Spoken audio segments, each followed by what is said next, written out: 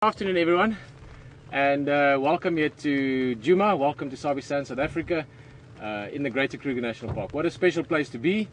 We've got rainy weather today, and if I look a little bit shiny, it's partly because of the rain, but also we've been quickly pitching or putting up a little canvas thing here, and we are playing with this as a, call it a concept. I've designed a couple of things that we're going to put in place next week, but essentially we would love to, that's nice, if the wind can do that the whole time without noise. Guys, this is a we put this up in about 10 minutes, so do excuse me if it makes a bit of noise. We are going to test it, we are going to play with it, but essentially we just want to talk to you from the bush. Got a beautiful view behind us, we've got soft rain, and we're going to ask a few questions, answer a few questions, and I'm also going to play around with this structure still while we're doing it. So enjoy it. As always, we're doing the rehearsals live. Nice to have you with us. My name is Pieter. We've got Rafi behind the camera today. Rafi, very nice to have you out in the field with us. Rafi all the way from Atlanta, Georgia, and Laura, and you guys, very nice to have you with us as well. Rafi, it's just quickly, it's been a pleasure having you with us. Thank you. And I look forward to getting you on camera a little bit and getting some of your input as well. Will and Alex, HT, everyone back at control, they're having a look at this as well. I'm quite curious to see what this looks like. I haven't actually seen it from your side. That's about it. For now, we're not planning to go out. We've got this sort of settled in. Well, you can see it. Heavy weather around us. It's not raining in buckets, but it's raining hard enough to not be able to drive yet.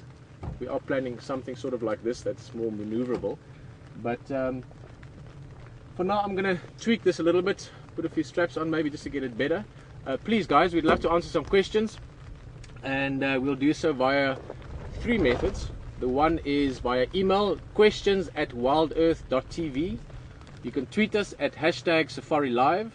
And the third method will be, once it arrives in the control, Will radio through to us, and you'll be able to hear Will as well today. We will see later on, maybe we'll do a sound plan there, but I think it would be nice to hear Will. I hear him a lot, and I think you guys won't mind. So if you have some questions about the area, about Sabi Sands, about Africa, about leopard or lion, anything sort of relatively related to this, that would be great. Please send them through. I'm going to quickly, I still want to see where I can sit as well. I don't know if I want to stand here the whole time. Guys, as I said, this was put up in a flash. So, Rafi, would this work? I was to sit somewhere here. Yeah, that works. You have to crouch. Hey. Now, see, we need to get that. Just up that audio a bit if we can, Rafi. Okay, we'll do.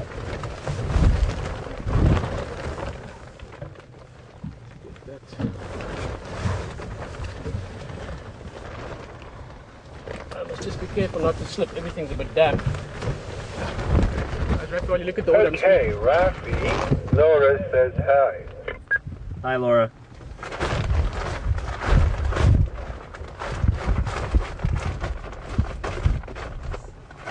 I'm going to try and just get this a little bit better. I think that works a bit better until the wind comes. Hello, Laura. It is always a big pleasure to have close friends and family and people that have joined us from before on, well, experience with us rather than drive. This really is about experience, what we're doing out here and what we're sharing. For those of you that are maybe brand new to this, maybe you picked this afternoon for your first Wild Earth experience here in the Lowveld. Give me a quick recap. Let me give you a 3-minute sort of executive summary of what's happening. Firstly, it's raining, so we can't go and drive. Normally we'd go on a safari drive live with 2 vehicles. You can see all kinds of things. Sabi Sands is one of, if not perhaps the greatest wildlife destination in Africa. I know some people might not agree, but certainly in the top 5 or top 10 of the sort of, in my opinion, ultimate wildlife destinations. You see fantastic big game, elephant, lion, the general stuff, zebra, giraffe, all the general game. And then for this area specifically, leopard is one of the big highlights. We see amazing leopard here, and that's what we normally do. But when it rains, our plan is to be able to do this as well, but we can't do it just yet. We've got a lot of electrical gear on the back. You can imagine for me to stand here and talk to you sitting in Europe, Asia, America, South America, Namibia, South Africa, wherever, there's a lot of technology that goes with that. Oh, let me just turn the game drive down. So, yes, well, we can hear you. I just want to turn the game drive station down. lovely. Deb's in Connecticut.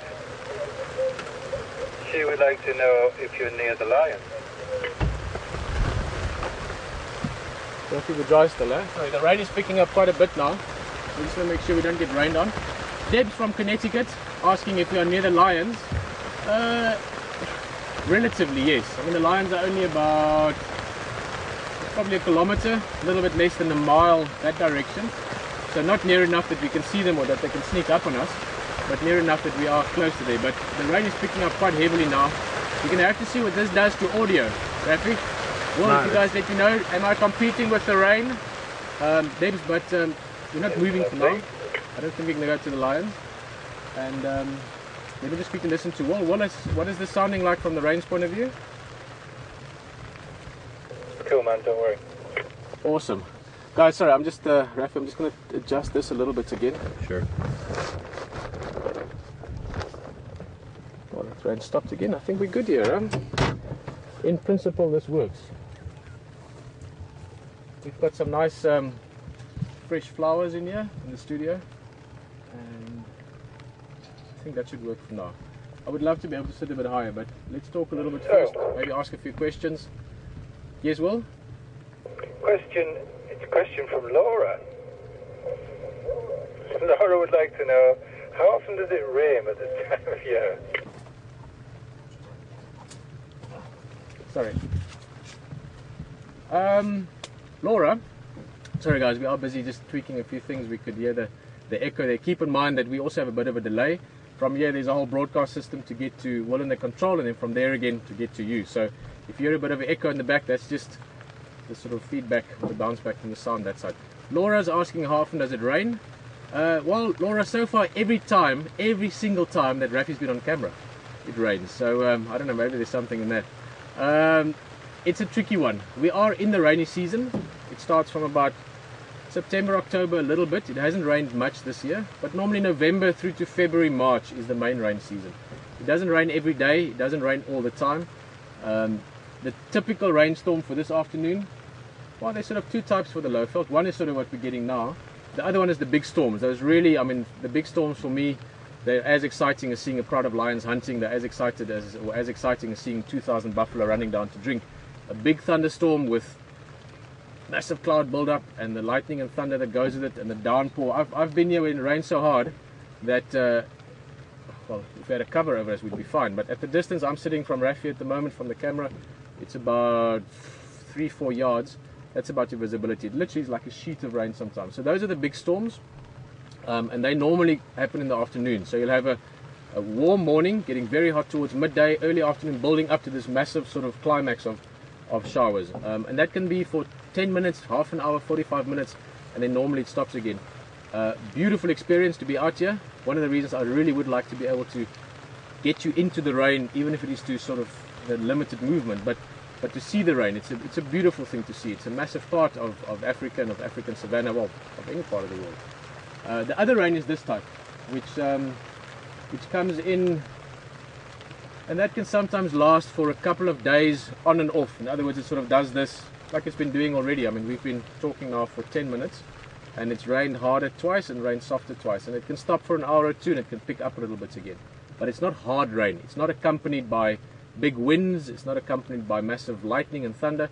It's the kind of rain that you can easily move around in as long as you have relative cover. So that's the other type, and it's also the kind of rain that animals are not that unhappy in it. You can still see good wildlife. If it's raining very hard, animals hunker down. Yes, Will? Question from Deborah. Deborah's in Ohio, and she's wondering if any of the animals have ever posed a danger and what action the guides would take. Awesome. Deborah, I'm going to answer you now. I'm going to turn this volume down slightly. Basically, let me just show you, we've got a radio in front here, just bring that down a little bit. Okay guys, there's a, playing on the sound there, a bit of an, I love that, the infinite view. We'll just tweak the sound until it sort of matches our levels. Alright, Deborah, have any of the animals ever posed a threat, and what do we do if I'm understanding your question correctly? That's a very wide question that, answered wrong, can be misunderstood very easily. And what I mean with that is a lot of things that might be perceived as a threat by someone that knows not much or relatively little about wildlife behavior can easily be misunderstood. Elephants are probably the most misunderstood animals in terms of threat behavior or not. But there's a variety of threats. There's everything from an elephant flapping its ears over there up to an elephant running full tilt at you, or there's a leopard growling at you maybe because you walk too close to it and they've got a fright. But then there's also a leopard running at you. I mean, there's different levels of threats. Let's think of it the other way around. Let's think of, why do animals threaten us? In other words, let's think of it from their point of view. Yes, they did eat us many generations ago, not really much anymore. So it's not really that they go for us as food. In fact, most animals, including elephant, lion, leopard, are afraid of us, of humans. We've been hunting and eating animals and not to sound negative, destroying animals to some extent for a very long time. So all animals inherently fear humans. They've learned that. And not even that long a generation. We were talking about it last night around the fire with HT and the guys. Most of your apex predators, which we certainly now are, we are at a level of predator relative to our environment, which is quite scary. But let's not go down that route. Most of your predators, let's say lion, tigers, rhino, and so forth, they've evolved for a very, very long time, thousands of years, millions of years, to be at the point where they are, and they've done so slowly, so they're very much in concert, if you want, or in balance with their surroundings. Us as humans only really reached that apex predator, but at a massive. So the other guys are doing this. We sort of did this, and then we just popped out from down here with the rodents and other mammals, and suddenly we shot up through the roof, and now we're up here. So think of it like that. So firstly, animals are afraid of us inherently. So they don't attack us just because they're walking around in the afternoon and say, hey, there's a human, I'm going to attack it because I've got nothing else to do. So they attack us because normally they feel threatened. So you have your different zones. When you, in your guiding days, about, how long ago was that? It's 18 years ago or so, with the early sort of guiding courses and things we did. They talk about, you've got your comfort zone, which in Sabi Sands is amazingly close. Many animals, like the lions this morning, they are comfortable with us at 5 feet. They don't mind us, and that's one of the reasons we see such amazing wildlife here. So you've got your comfort zone, then you've got your warning zone. So here's the lion, here's the person. Lion's comfortable, person's here. Now the person goes closer, the lion goes roars at you. That's the warning zone. Now normally, if you're a smart person, you do this again slowly, and the animal gets back into its comfort zone.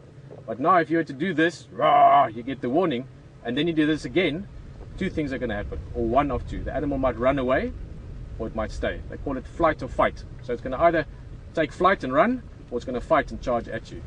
Even then, so that's past your warning zone, inside your sort of that last flight or fight zone. Even then, and I've had this happen circumstantially, and sometimes even as an experience growth, if you want to call it that, when you're younger, the animal might charge you and it will stop. It doesn't want to attack you. It doesn't want to actually engage in combat. It doesn't want to take that chance. There's no reason for a lion to get injured by something, because tomorrow it can't hunt. So it's better for it to try and warn you, even if it is at a full charge, stop, and hopefully you back away so it can leave and you both don't get injured. Animals don't want to get injured. It's difficult for a lion to hunt when it's injured. It's difficult for an elephant to find food if it's been tangling with something it doesn't. So I know this is a long answer, Deborah, but it gets to the point that firstly we must realize animals don't attack us. They attack us because we maybe make them uncomfortable, we encroach in their environment, we encroach in their space, we threaten their young, we maybe steal their food, whatever we're doing. So typically animal attacks 99% of the time happen because of human behavior rather than the other way around. So firstly, keep that in mind. I think that's an important mindset for people to realize. We don't walk around here. Animals don't see us as sort of walking snack packs. They see us as something they avoid. In Sabi Sands, very luckily, it was one of the first places in the world, or in Africa for that matter, to start looking at ecotourism. So they said, let's stop hunting animals in terms of utilizing the area. Let's just view them and let's photograph them, and we get people to come visit and see them. And in doing so, these animals have really become habituated for generations. Mother and grandmother and great-grandmother and great-great-great-grandfather and great-great-great-great-grandmother, they've all grown up in this environment. So they know that the people around here and the vehicles around here, the Land Cruisers and Land Rovers and all the 4x4s, don't threaten them. So that's why their comfort zone has shrunk right down. I've been at places in Sabi Sands, some other reserves as well, where I've had elephants come and stand and they put their trunk on the bonnet and they do this. They turn their head and they look at you. And then they see you're not bothering them and off they go again. Where lions walk past so close that if they swish their tail they can touch. And it's not because they're doing something funny with us, it's just because they have learned that we are not a threat to them, therefore they are relaxed and therefore their comfort zone shrink right down to sort of the immediate surroundings of them. Their warning zone is even closer and their attack zone, or potentially flight zone, would be almost within direct proximity. And that's a very amazing thing. That's why we see the behavior and the wildlife and we experience the intimacy of wildlife in the Sabi Sands that we do. And that's an amazing thing. And I think, not to go on about this too long, but I would love to mention this. As they did many generations ago, moving from hunting to photographic or eco safaris, what Wild Earth is busy with now is a very exciting concept for me, because it is doing the same thing in this level. It is now enabling people to join from around the world, virtually, yes, perhaps, but many of you that's been doing this for a while with us, you know as well as I do, that in the moment, when you're watching that beautiful, pristine nature and you're seeing a moment of magic, you are here with us. And we can do that for thousands, hopefully for millions of people, and share these kind of environments with them and get people passionate about wildlife. And that for me is very exciting. I am very, very privileged and hugely happy to be part of that process. So to answer your question in short, what do we do when animals threaten or attack us? We should first think, why did it happen, and understand that, so that we can maybe change that relationship to the animal and to our environment. But then if it happens, there's various things you can do. You can chase them off. You can everything from you win to they win. Let's put it that way. And it's all happened over time. I mean, there's lots of little stories in the sands of leopards when they get really old. Sometimes they can become a little bit of a threat to little things, little dogs or things, or that kind of thing. But those are circumstantial things, and like with any coexistence of different species, any symbiotic relationship, you do get interaction in that direction. But animals being aggressive to us detrimentally is that much. Us being that to animals is a little bit much higher than the cloud cover at the moment. So I'd like to leave that question with, we should first ask ourselves, why does it happen? Try and understand it, and then try and improve it, like what has happened in this area, and which is why we can experience things the way we do. And the rain's picking up again. That was a long answer. It was a great question. Thank you, Dave. I enjoyed that. Okay. Yes, I'm listening. Bobby's saying hi, and she's saying, what was it like seeing Karula again after such a long time? And what's your favourite memory of her? Sure, Bobby. Firstly, hello. Welcome to the rain studio. Let's call it like that for now. The rain tent. That's a big question. I'm going to try and answer it not too long, because I can easily just talk for the rest of the drive about that one question. Bobby's asking, what was it like to see Karula again? I'll tell you who Karula is just now, for those of you that don't know what we're talking about. And what is my favorite memory of her? Karula, firstly, is a leopard. She lives in this area, has done so for a long time. I knew her mother very well as well. Her mother was called Safari. It was an amazing leopard. Safari, I've got some of my favorite pictures are of Safari. Safari was, like Karula, her daughter, an incredible hunter, an incredible mother. She raised many leopards in this area, and just an incredible individual. And I forgot now, we must ask Yuri and them, maybe Zoe, they will know, Texan and them. Safari lived to quite old, even for leopard in the wild. I think 16, 17, 18, something like that. I forgot. Maybe if someone of you remembers Safari's age, please let us know. But she lived to very old, very healthy leopard, even though she only had one eye. I'm just trying to remember, if I think of the picture.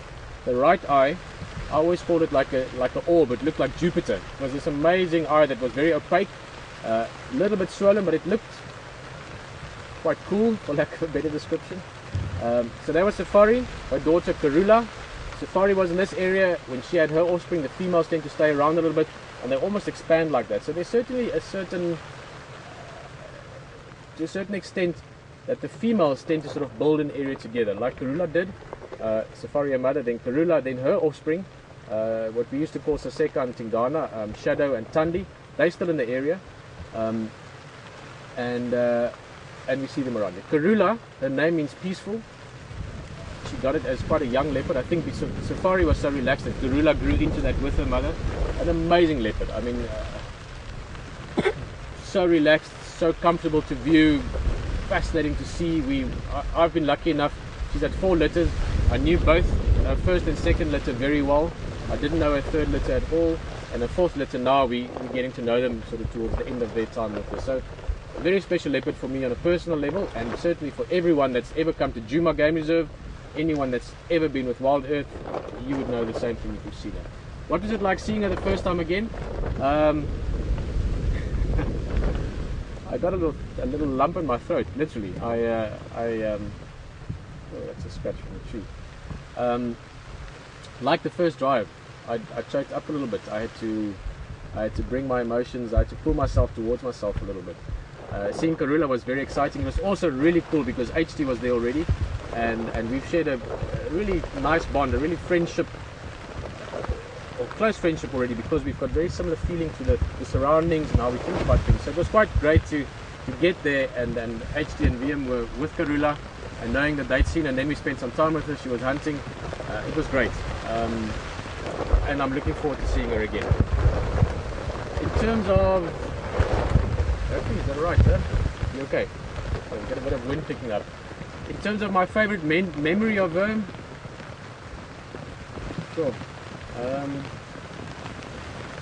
My memories tend to be quite closely associated, not always but often, with images. In other words, photos I've taken of her. So the 2 that jump out first, or the 3 that jump out first, the one I took some photos of, they weren't amazing, but some of you saw them, was that she used to be around our camp very often, the old Wild Earth camp. I've seen her during mating season when they scent mark a lot around a certain area. That was often the center of her area, as it was when she had the cubs later. Scent marking and rubbing herself up against the washing, pulling washing from the washing line in camp. Maybe because of the texture, it feels nice. Sorry, there's just a bit of water dripping here. Oh, hey guys, just there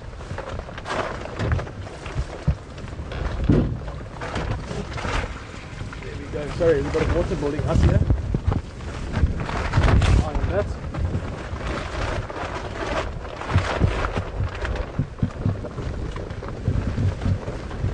I'm gonna have to climb up just now, but for now we're good.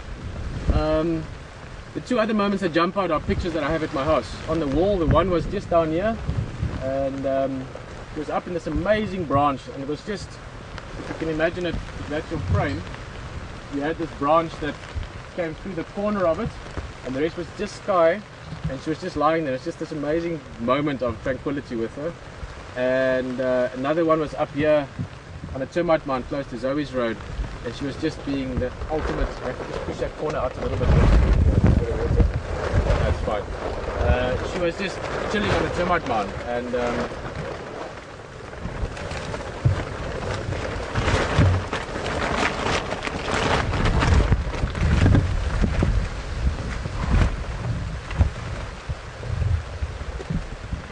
many other ones. Her cubs, playing with them. I'm going to climb up in a second.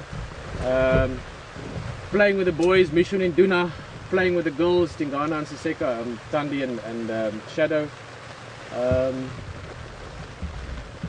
And probably the next time I see her will be my favorite memory of her. Guys, I'm going to just climb around a little bit. I just want to make sure we don't get heavy water collecting, because as I said, we are all energized up here.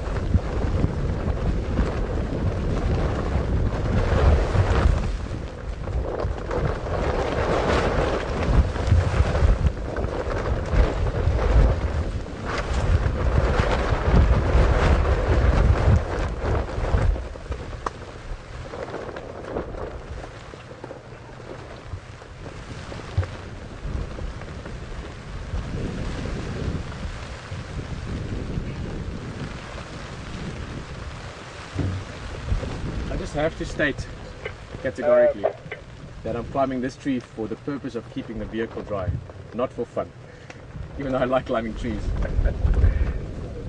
Pieter, yes, well, we can hear you. Worse, I think we'll have to follow it.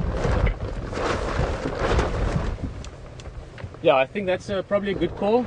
maybe if there's one more quick question, I'll try and give a short answer. Guys, but let me just say so long. Thanks for those of you who joined us, even though it is raining.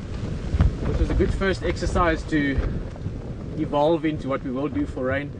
But I can promise you that when it is raining for Big Cat Week, and this is maybe the first question, let me just finish off with that. I was saying earlier, for those of you that are newer with us, we are in rehearsals. We just decided to do them live and share them with you rather than do it sort of quietly on our own. Getting ready for Big Cat Week, end of November, with National Geographic. Probably the most exciting brand that I've dreamt about since I was a teenager, but one day working with to some extent. So it's very exciting, again, personally as well as for the group. We are building up to that, but we decided, you know what, we're going to just share it with everyone. So please bear in mind that's what we're doing. We're testing things, we're innovating, we're making plans as they go along in terms of what we're doing around us. And by the time that Big Cat Week comes, it's going to be fun. We're going to give you things that I think will be new in so many ways, not just the fact that it's live, although being live is something that really is exciting. I think it's almost the evolution of wildlife experiences. And we're going to do a few things like this, which bear with us, we will make them work.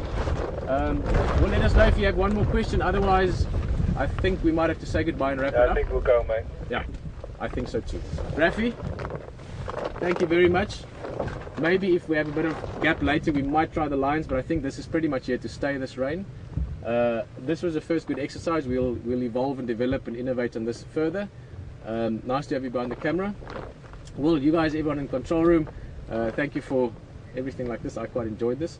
And of course, guys, for the questions, for those of you joining us and being part of this, not just joining us, but being part of this, thanks so much. It means the world. Without you, we wouldn't be able to be here. And without you, we wouldn't be able to go on. So look forward to seeing you tomorrow for another drive. I know HD is getting ready to get, or rearing to get out as well. After this rain, nature is absolutely spectacular. So tomorrow, do join us. It's going to be beautiful. From myself, Pieter Pretorius, Rafi behind the camera. Raphael actually is or you all call him Rafi. And everyone back in control, everyone from Wild Earth and everyone at Nat involved with this. It is such a pleasure to have you with us, and look forward to tomorrow. Bye-bye. Start and